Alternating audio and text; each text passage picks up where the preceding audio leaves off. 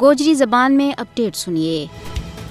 ایک بکھی بچوں کو عالمی تیڑو منائے جا رہے ہے۔ بھارت میں بھی اس موقع پر بڑی بڑی شعلہ بیان تقریر کی جائیں، اونچا اونچا وعدہ اور دعویٰ کیا جائیں کہ بچوں کا حقوق کا تحفظ نہ اولویت دیتی جائے گی۔ لیکن اگر بھارت کے زیر تسلط جموں کشمیر کی صورتحال کو جائزہ لایا جائے تو اود کی حالت دیکھ کے انسانیت کو سر شرم نال جھک جائے گا۔ کشمیر میں بھارتی درندگی اور فرعونیت کو سب تو زیادہ شکار کشمیری معصوم بچہ ہوا ہے۔ کشمیر میں گزشتہ 34 سالوں کے دوران جڑا 96,000 تو زیادہ بندہ شہید کیا گیا، انہاں میں 900 تو زیادہ بچہ شامل ہے۔ 1989 تو آج تک 1,07,924 تو زیادہ معصوم بچہ یتیم کیا گیا ہے۔ صرف اتنا ہی نہیں بلکہ غاصب بھارتی فوجیاں نے پیلٹ فائرنگ نال سینکڑا کشمیری بچہ لو جیسی عظیم نعمتوں محروم کر دیتا ہے۔ بھارتی فوج کشمیر میں محاصرہ اور چھاپوں کے دوران معصوم بچہ نہ گرفتار کر کے بھارت کا زندان خانہ میں بدترین تشدد کو نشانہ بناوے، جس نال کئی بچہ پوری زندگی واسطے معذور ہو گیا ہے۔